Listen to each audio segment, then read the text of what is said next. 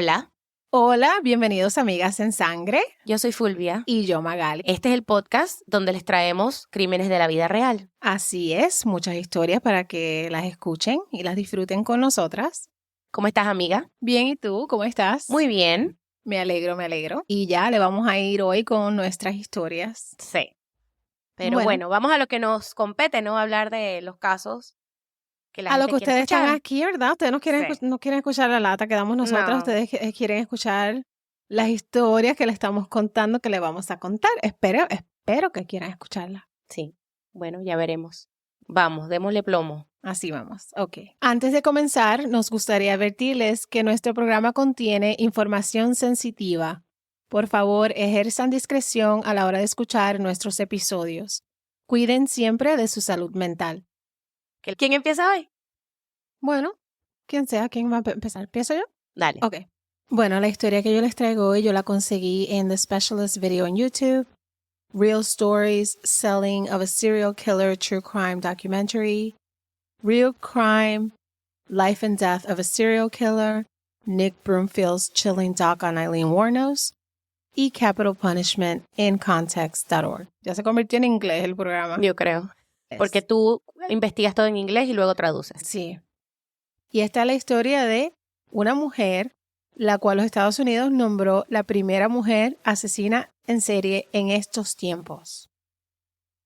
Entre noviembre del 1989 y noviembre de 1990, mientras trabajaba como sexo servidora en las orillas de las autopistas, Eileen Wuornos le robó y asesinó a 7 de sus clientes en el centro de Florida.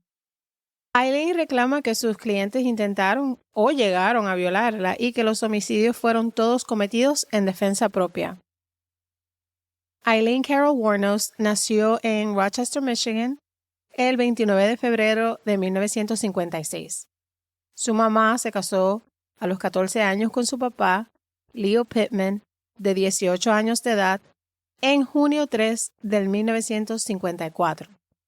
En esos tiempos era común que las muchachitas se casaran jovencitas, Sí, que lamentablemente. empezaran a tener hijos también súper jóvenes. Ujú.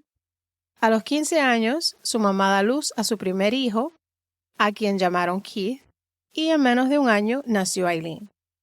Pero en menos de 2 años de casada y aún estando embarazada de Eileen, 2 meses antes de que ella naciera, se divorcian. Su papá había sido acusado de haber secuestrado y abusado sexualmente de una niña de 7 años. Con un diagnóstico de esquizofrenia, completa suicidio en la cárcel, cuando Eileen tenía solo 12 años y ella nunca llegó a conocer a su papá. A los 4 años, la mamá de Eileen abandonó a los muchachitos, se fue y los dejó con los abuelos y ellos, más tarde, los adoptaron a los dos. Sus abuelos eran alcohólicos y el abuelo abusaba sexualmente de Eileen y la agredía físicamente. Se cree que su abuelo era su papá y que él abusó de la mamá de Eileen también. ¿De la mamá de Eileen? Sí. Ay, no. Con tan solo 9 años, Eileen comienza a tener relaciones sexuales a cambio de cigarrillos, droga y comida. Y llegó hasta tener relaciones sexuales con su hermano a los 10 años. ¿Qué problema? Dios mío, wow.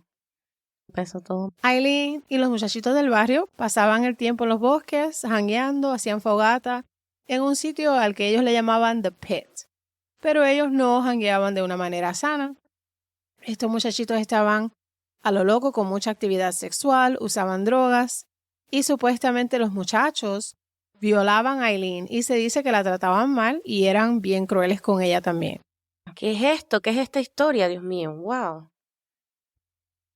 A los 14 años, Eileen sale embarazada, posiblemente de un amigo de la familia que era un viejo pedófilo, y sus abuelos lo que hacen es que la envían a una casa de madres solteras. Ella da luz en marzo de 1971 a un niño y el niño es puesto en adopción inmediatamente sin que Eileen siquiera pudiera llegar a verlo. Después del bebé, Eileen se convierte en la intocable del barrio. Los amigos ya estaban enterados que ella había tenido un bebé y no querían estar más con ella y seguían aún tratándola mal. No entiendo eso.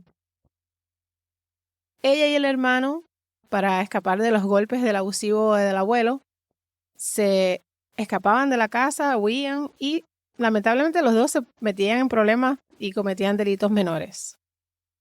2 meses después que tuvo el bebé, Eileen abandona la escuela. Pasan unos meses más, muere su abuela de un paro renal. Y el abuelo lo que hace es que la echó de la casa porque él le echaba la culpa a Eileen, que era por su culpa, por los achaques, por el estrés que ella hacía que la abuela pasara. Eso fue lo que la mató. A los 15 años, Eileen se mantenía a sí misma como sexo servidora, vivía en los bosques y recorre las calles pidiendo autostop o, como se dice en Puerto Rico, pidiendo pon. Pasa la próxima década en las calles tratando simplemente de sobrevivir. Llega hasta Colorado, siguiendo de sexo servidora porque era lo único que ella sabía hacer. Pero Eileen tenía muy mal temperamento y era muy explosiva, y esto hizo que ella se metiera en muchos problemas con la ley. La arrestan por alteración a la paz y por robo.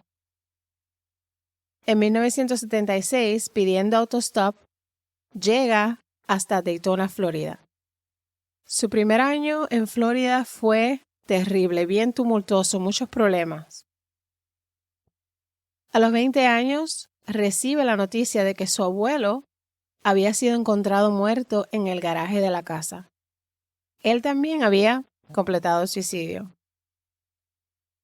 En la primavera de ese mismo año, todavía con 20 años de edad, conoce a un hombre de 69 años llamado Louis Gratz Fell.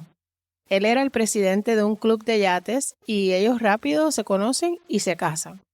Su boda fue reportada por el periódico local por la posición social de él. Tenía chavitos él. Ujú. Pero asimismo, de rápido como se conocieron y se casaron, comienzan los enfrentamientos y los problemas. Ellos peleaban todo el tiempo y llegó el momento en el que Eileen le metió un cantazo con el bastón al viejito, con su propio bastón. Y él saca una orden de restricción en su contra. Ajá. Y aquí ella lo que hace es que regresa a Michigan. El matrimonio de ella con Louis fue anulado después de solo 9 semanas de estar casados. 9 semanas. 9 semanas. Okay. El golpe más fuerte para Eileen llegó en junio 17 de ese mismo año, cuando el hermano de Eileen muere de cáncer de la garganta con tan solo 21 años de edad. Esa familia era tragedia tras tragedia, ¿verdad? Bien malísimo. feo. Esto a ella la destroza, por supuesto. Imagínate, perdió a su abuela, el loco abuelo de ella se murió, se mató, lo que sea, y ahora su hermano. Aquí ella queda sola. Ella regresa para Florida. Se pone a beber alcohol, ahoga sus penas en él, regresa a la calle y a recoger clientes en las autopistas de Florida. Después de su divorcio, ella tiene muchos más encuentros con la policía aún. En 1978, a los 22 años, ya Eileen siente que ella no puede más con su existencia y agarra un revólver de calibre 22 y se pega un disparo en el abdomen. Ella llega al hospital y se recupera, sale del hospital, pero nunca recibió terapia mental, que era en realidad lo que ella necesitaba, ayudarla con algo para que pase este trauma que... Y sobre todo alguien que tiene que sentirse sola, sí, todavía es una muchachita de 20 años nada más. No tiene sentido. Uh-huh. Nadie la ayudó. No. No. En mayo de 1981, mientras llevaba un bikini puesto, se va y asalta a una licorería. Se da la fuga, pero que cuando se fue se le sobrecalienta el carro y se le daña y la atrapan. Aquí Eileen es condenada a 3 años en prisión. Sale de la cárcel en 1983 y regresa a lo mismo. En 1984 conoce en la playa, en un bar de gays, a quien ella llega a llamar el amor de su vida, una chica llamada Tyria Moore. Aileen no se consideraba lesbiana como tal, pero Tyria termina convirtiéndose en su familia y aquí ella encontró a alguien que la aceptaba tal y como ella es. Y ellas terminan mudándose juntas, llegan a vivir juntas por 4 años y Tyria se convierte en su ancla. Pero continúa de día haciendo lo suyo en las autopistas porque ese era su trabajo. Tyria trabajaba de vez en cuando limpiando cuartos de moteles, pero ellas vivían como nómadas, de casa en casa, a un cuarto, un tráiler. Y Aileen era bien controladora, quería a Tyria solo para ella. Era celosa, posesiva y supuestamente le daba miedo a Tyria porque ella también era bien violenta. En estos tiempos, ser lesbiana no era aceptado. Y un vecino termina matando a su mascota. Ellas no encontraban dónde vivir y si alguien les permitía vivir, les subían más el precio de la renta solo por el hecho de ella ser lesbiana. Aquí ella empieza a sentir que tiene que luchar más de la cuenta y comienza a cargar una pistola todo el tiempo, pero que también empieza a robarle a la gente. Con el estrés y la falta de dinero, se empieza a crear los problemas en la relación. Aileen se trata de esforzar más y más para no llegar a perder a su pareja y ella está dispuesta a hacer lo que sea con tal de que ellas dos se mantuvieran unidas. El 30 de noviembre de 1989, en Clearwater, Richard Mallory, un técnico de reparaciones eléctricas que se dirigía hacia Daytona a pasar un fin de semana de fiestas, recoge a Aileen en las afueras de Tampa. Ella le sugiere tener sexo, él acepta, se salen de la calle, se estacionan en un área de bosques. Aquí, según ella, porque esto es todo la historia de ella, porque él obviamente no está, se ponen a tomar alcohol y hablaron hasta el amanecer, y ella saca su pistola de calibre 22, le dispara 4 veces entre el pecho y la espalda, se lleva su dinero, lo esconde en el bosque debajo de una alfombra y se lleva su carro. Cuando ella llegó a la casa, ella le dice a Tyria que ella había matado a ese hombre y se había llevado su carro y Tyria supuestamente no le cree. Recogen sus cosas y las meten en el carro de Richard Mallory y se mudan a otro lugar así como si nada. Ellas terminan abandonando el carro y la policía lo encuentra al otro día. 2 semanas después encuentran el cuerpo de Richard Mallory en estado de descomposición en los bosques en el condado de Volusia. Ella había limpiado sus huellas digitales del carro y la policía no tenía ninguna pista, no sabían lo que había pasado. El caso termina enfriándose y no había sido resuelto. Tyria no la reporta porque según ella no le creyó cuando ella se lo dijo. Por favor. No entiendo. No. 6 meses después, junio 6 de 1990, el cuerpo de David Spears, un empleado de construcción en Winter Garden, fue encontrado desnudo en la ruta 19 en el condado Citrus con 6 balazos. Charles Cascaden, de 40 años, un trabajador vial de tiempo medio, es encontrado en el condado Pasco, baleado 9 veces entre el pecho y el abdomen. En 1990, Peter Sims, de 65 años de edad, sale de Florida, de camino a Arkansas. Él era retirado y su carro fue encontrado el 4 de julio de 1990 en Orange Springs, Florida, pero su cuerpo nunca fue encontrado. Aileen no se vestía como sexoservidora, ella no se maquillaba, no se arreglaba, no usaba minifalda. En realidad ni parecía ser una sexoservidora, pero a veces se paraba al lado de un carro abandonado en la autopista y las personas pensaban que ella era una dama averiada y se paraban a ayudarla. El 4 de julio de 1990, Aileen y Tyria tuvieron un encuentro en el que las dos pudieron haber sido atrapadas porque tuvieron un accidente en uno de los carros que se habían robado. Una persona las vio abandonar el carro y las reporta.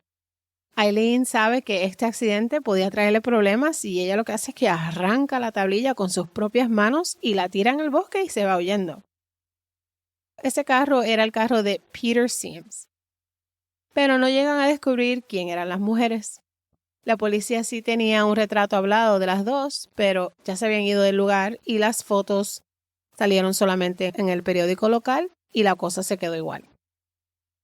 En los próximos 5 meses pasaría a matar a 3 hombres más en 5 condados diferentes, pero todos con la misma pistola. Asesina a Troy Pires, de 50 años, un vendedor de Ocala. En julio 31 de 1990, a él lo habían reportado como desaparecido. Lo encontraron el 4 de agosto en un área de pastizales en la Ruta 19 en el condado Marion con 2 disparos.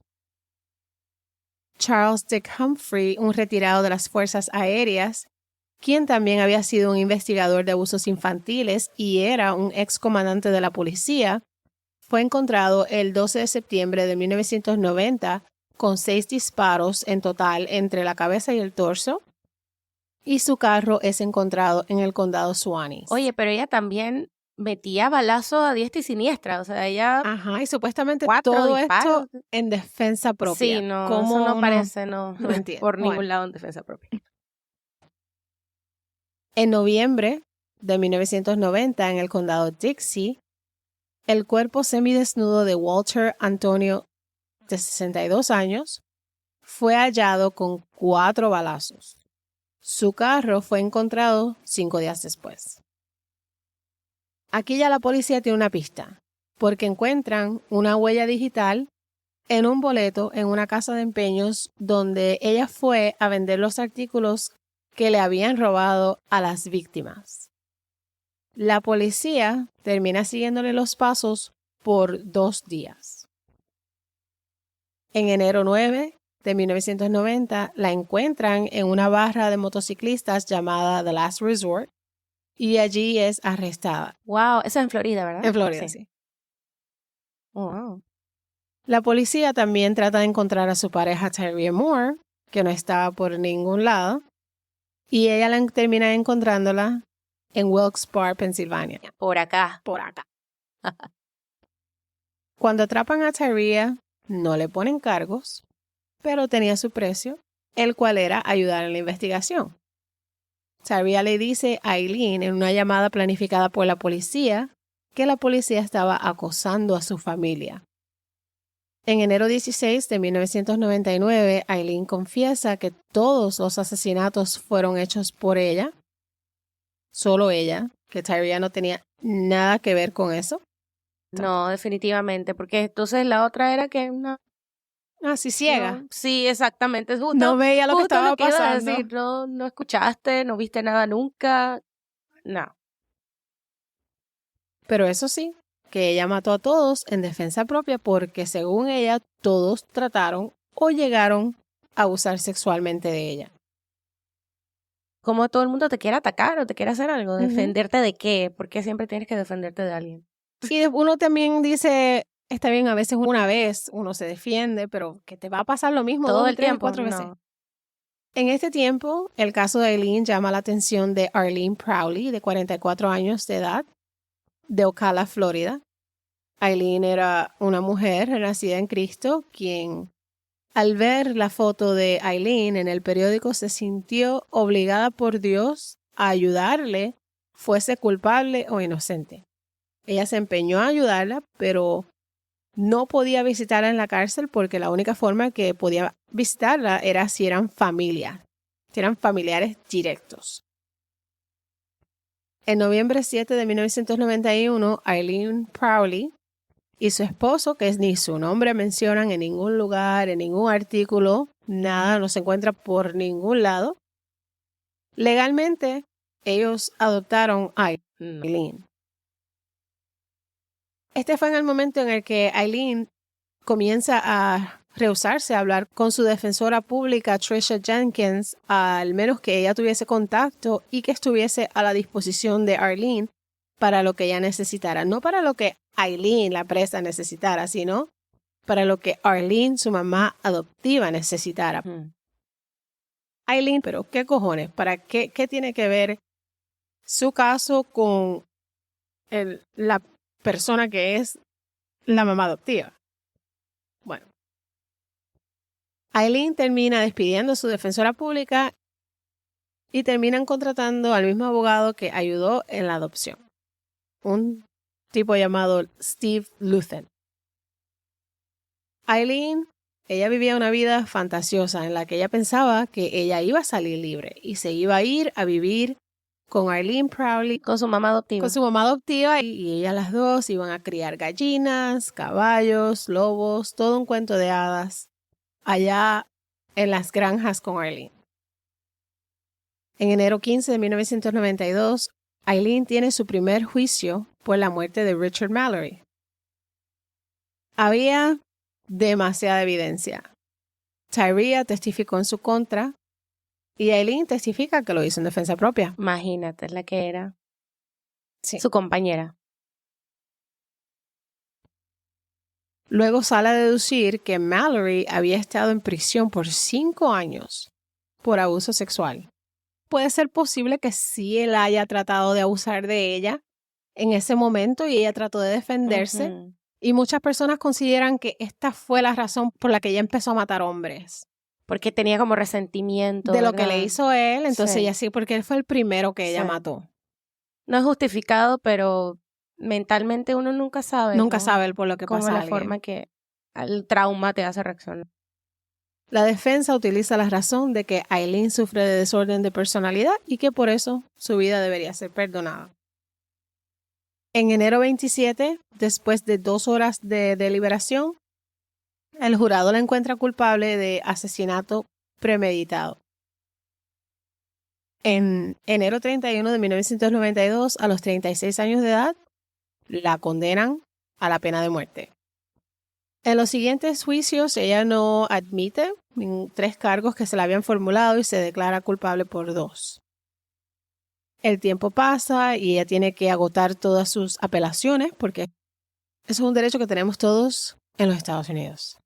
En julio del 2001, ya tenía 45 años y ella se presenta a un juez a peticionar que terminaran con las apelaciones y que se procediera a la pena de muerte porque según ella era ridículo que se estuviesen gastando los impuestos de las personas para estos casos y que ya habían pasado más de 10 años en el corredor de la muerte. Ya se fue hasta allá a hablar de impuestos. Steve Loza y Arlene convencieron a Aileen de que ella se declarara culpable. Y ella le dice a los fiscales después que ella no actuó en defensa propia, que como ya había dicho antes, y ahí termina declarándose culpable y su abogado tampoco trata ni siquiera de buscarle una sentencia más leve. ¿Con qué fin? De que sí la mataran, de que sí terminaran con su vida en la cárcel. Claro. Ella no tenía dinero para pagarle al abogado y él usaba el dinero que ella ganaba por las entrevistas para pagarse a sí mismo y ella llegó a cobrar hasta $25,000 por entrevista. En este tiempo, Aileen acusa a Arlene de tratar de ganar dinero con su historia y para mí eso también es exactamente lo que ella estaba tratando de hacer. Es obvio, en los documentales es bien obvio que ella y hasta su abogado como que eran así como cómplices, se les ve como que muy amiguitos los dos, qué sé yo, me parece una relación media sospechosa en mi opinión. Y ahí ella la saca de su vida.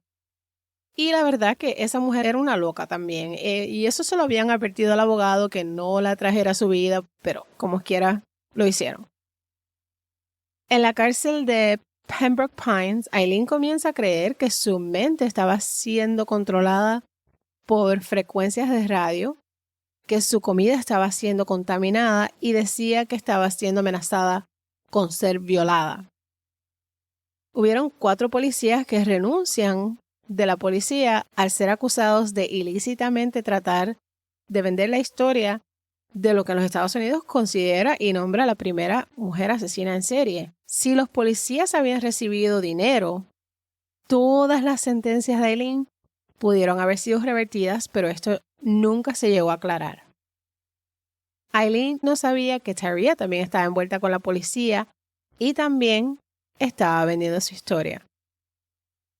Ella fue traicionada por todos en su vida. En prisión, ella no tenía amigos, ni le importaba ir afuera. Lo único que ella quería era sacar la información de que ella decía que la policía estaba envuelta. Ella decía y juraba que ellos le permitieron que asesinara a estos hombres para ganar más dinero con su historia, que ellos sabían desde el principio, desde el primer hombre, quién era ella, y no hicieron nada. Ella sabía que era bien difícil salir del corredor de la muerte.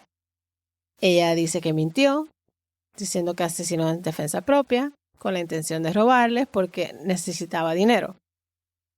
Su abogado piensa que ella cambió su historia porque ella ya estaba cansada de estar en el corredor de la muerte. Ya llevaba más de 10 años ahí. En las entrevistas, Aileen le dice en secreto a Nick, uno de los que hizo el documental Selling of a Serial Killer, que ella no cree que pueda sobrevivir una cadena perpetua en la cárcel, que ella lo que quería era morir. Pero que sí, que ella dice que sí, ella mató a Richard Mallory en su defensa, pero ella sabe que tampoco le iba a ir bien en las cortes. Siempre hay 3 versiones de una historia. Nosotros no estuvimos ahí. Así es. En realidad no se sabe si decía o no decía la verdad. La pobre, vamos a decir pobre porque da tristeza, ¿no? La vida que tuvo esta mujer, que ya quería acabar con todo. Sí. En ese sentido. Y ahí fue que se ofreció como voluntaria a la pena de muerte en el 2001. A los 44 años, el gobernador Jeb Bush, quien estaba en el proceso de reelección, ordenó su ejecución fechada para el 9 de octubre del 2002 por la muerte de 6 hombres, porque el 7º nunca fue encontrado. En octubre 8 del 2002, Aileen da una entrevista en la que ella comenta que la policía otra vez sabía quién era, que no la detuvieron, y siente que la sociedad saboteó su juicio al hacerla famosa, muchos hacerse rico con su caso, que esto no le dio la oportunidad a ella de tener un juicio justo. No le permitió que se hiciera una investigación propia y sus apelaciones, la policía, el sistema, fue todo utilizado para libros y películas y que muchas personas subieron de posiciones en la política por su caso. A costilla de ella. Pero eso de echarle la culpa también al sistema por supuestamente permitir. Eso tampoco. Es obvio que ella iba a ir presa. Sí. No hay defensa ahí que la fuera a sacar de la cárcel y que les fuera a creer en realidad que venga que con ella... eso, porque no, ella no es ninguna santa paloma. Si está bien, si bien es cierto que la vida y todo el mundo a su alrededor le falló, eso no le da a la gente, a las personas, el derecho de andar matando a diestra y siniestra por la vida. Así no se resuelve, ¿no? Eso no es justificación, pues. Por muy molesto por más que y por uno muy trate, bravo que estés con todo el mundo y con la vida, eso no te da derecho a quitarle la vida a nadie. No. Así que no es justificación por ningún. A Aileen le dieron un presupuesto de $20 para su última cena. Ella pidió KFC con papas fritas. La despiertan a las 5:30 de la mañana. Ella pide una toalla para lavarse la cara. Estaba calmada, callada. Ella siempre hablaba mucho y ese día estaba calladita. Rehusó hablar con el cura. Se arrodilla y ora por sus víctimas, aunque ella cree que ellos eran muy malvados para ser aceptados por Dios. Se rehúsa a comer y pide una taza de café negro. En octubre 9 del 2002, a las 9:47 de la mañana, mientras tocaba en la radio la canción de Natalie Merchant titulada Carnival, Aileen Wuornos, de 46 años de edad, fue ejecutada por inyección letal. Sus últimas palabras fueron bien extrañas. Yo se las trasladé de inglés a español y así dicen: regresaré el día de la independencia con Dios. Junio 6 como la película, con Mothership y todo. Volveré, volveré. Bien, si algún día se sabrá que no creo que se va a saber porque no. Ya ella falleció. Sí. A menos que regrese, como dijo. Ahí sí. El 6 de junio, ¿de qué año? ¿verdad? No sé. Pero el Día de la Independencia, ¿dónde se Tampoco, celebra la independencia un día No sé qué independencia 6? se refiere, o si se refiere a la venida de Dios también. Puede ser, porque dijo ella la venida decía de que ella iba a Cristo. estar con Dios y los ángeles Ajá, allá. bueno, tocará, no sé, No sabremos. ya. Ella había pedido ser cremada y una buena amiga que ella tuvo que la apoyó durante todo su proceso, una amiga de la infancia llamada Dawn Watkins, recoge sus cenizas y las reparte en su propiedad alrededor de un árbol en Michigan. Eileen quería usar una camisa negra de Harley Davidson con alas, un par de jeans, botas y una correa militar. Y esta, mi gente, es la historia de Eileen Carol Wuornos, una mujer que en los Estados Unidos considera la primera mujer asesina en serie en estos tiempos. Pero desde septiembre de 1976, el estado de Florida ha ejecutado a 105 personas convictas por asesinato, todos en la prisión estatal de Florida. Y hasta el 6 de septiembre del 2003, 292 delincuentes continúan esperando ser ejecutados. Un death row. Bien triste. Mira, a mí me da tristeza lo que acabo de escuchar porque desde que venía en la barriga esa niña, todo mal a su alrededor, su crianza, todo. Ella la habían diagnosticado Sí. también con un IQ bien bajo, Sí. como que ella no entendía. Al final sí llegaron a hacer una entrevista con su mamá y ella la mandó para el carajo. No la llegó a ver, pero el mensaje que le mandó le dijo que se vaya para la mierda, para el infierno, porque ella odiaba a esa mujer. Era una mezcla de muchas cosas que... Muchas cosas contribuyeron a Sí. esto. Yo digo también, está bien que uno mate en defensa propia una vez, Claro. pero ya 7 veces son muchas. Es un poco extraño eso. Sí. Pero en realidad, ni tú, ni yo, ni nadie escuchándolo va a poder saber nunca qué pasó. ¿Qué Porque... fue en realidad lo que pasó? Y también hay muchísimos documentales de su historia. Yo vi muchas historias distintas, pero ella hizo muchas entrevistas.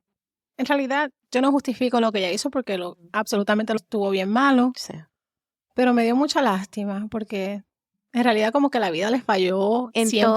todos los sentidos, sí, como te decía, desde que venía en la barriga de su mamá, todo empezó a cuesta abajo. Sí, pobrecita. Sí, da tristeza porque eso no es lo que uno por supuesto que me da pena las víctimas. Por supuesto. Y muchas víctimas, especialmente el que fue guardia de policía, la hija de él, dio muchas entrevistas también y ella no quiere escuchar el hecho de la posibilidad de que su papá haya podido haber estado recogiendo una sexo servidora. Quedar con esa imagen de última de su papá, ¿no?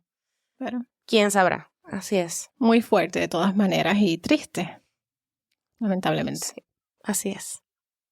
Nuestras historias contienen información que podrían ofender, molestar a alguien. Por favor, mantengan en cuenta su salud mental cuando decidan sentarse a escuchar nuestras historias.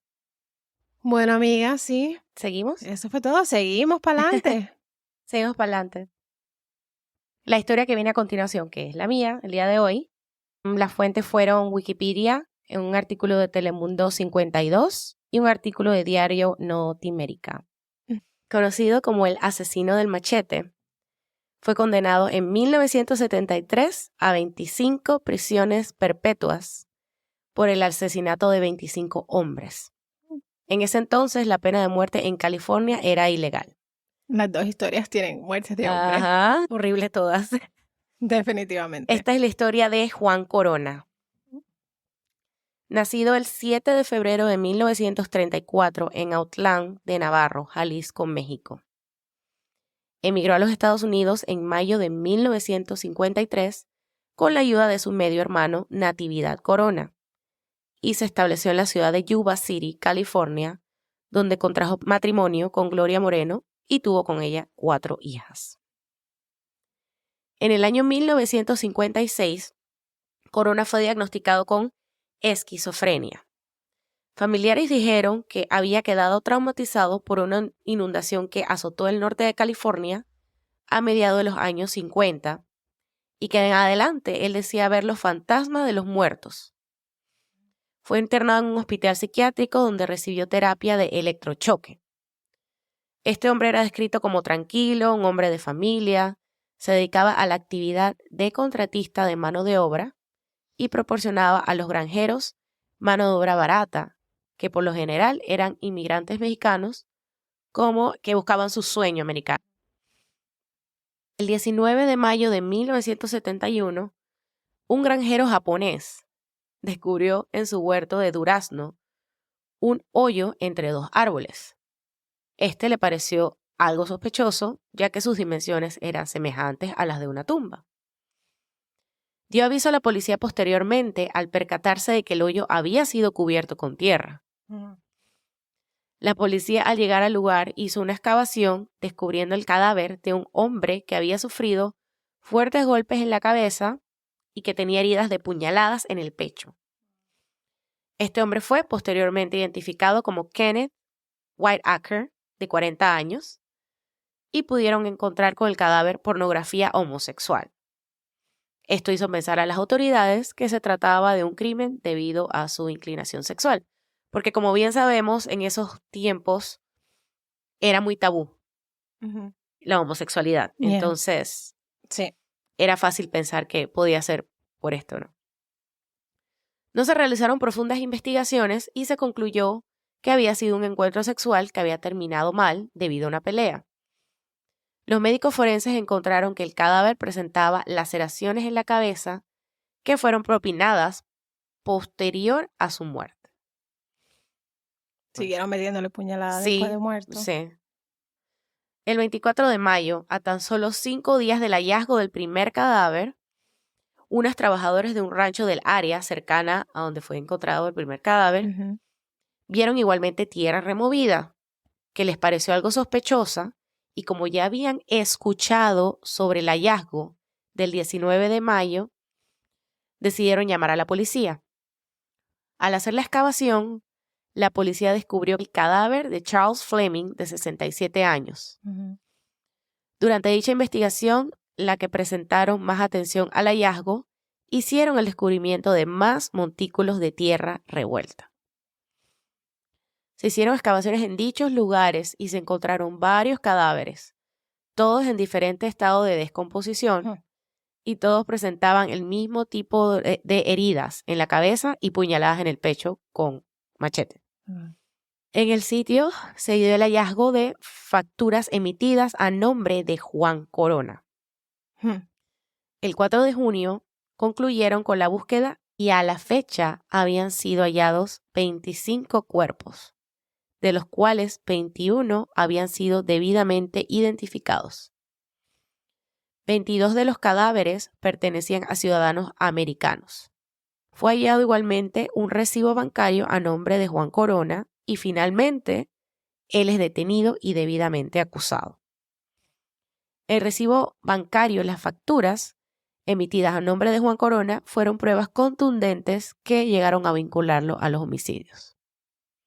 En su camioneta y su casa se hallaron un machete, un hacha, un cortador de carne y una excavadora de agujeros para postes. Encontraron también un libro con nombres de trabajadores que Corona había contratado y entre esos nombres se encontraban 8 de las víctimas. Era un listado que él tenía de 34 trabajadores y 8 de ellos eran casualmente las víctimas. Un tribunal de apelaciones anuló una condena de Corona en 1978. Se basaron en que el abogado que hasta el momento había representado a Corona no había llamado como testigos de refutación a los 119 testigos de la Fiscalía del Estado. Un nuevo abogado argumentó que el verdadero autor de los asesinatos era su difunto hermano Natividad. Corona fue condenado nuevamente por los 25 cargos. Luego de ingresar a una prisión estatal, Corona fue apuñalado 32 veces por reclusos y perdió su ojo izquierdo. ¿El ojo izquierdo solamente? Sí. Con 32 Pero puñales. sufrió 3 ataques al corazón igualmente. Sí, estando ahí en la cárcel. Corona, en un segundo juicio, negó haber matado, pero fue esto refutado por los fiscales, quienes dijeron que él había admitido los crímenes en una audiencia de libertad condicional. En ese entonces justificaba sus asesinatos porque eran hombres de la calle y borrachos que habían, según él, entrado ilegalmente al país. Tuvo una última audiencia de libertad condicional en el año 2016, en la cual dijo que no recordaba haber matado a nadie. Corona murió el 4 de marzo de 2019 a la edad de 85 años mientras cumplía condena. O sea, se enfermó 85 años. Wow. Él fue el asesino de serie más prolífico conocido hasta que John Wayne Gacy Jr., que fue condenado en 1980 por el asesinato de 33 hombres y niños.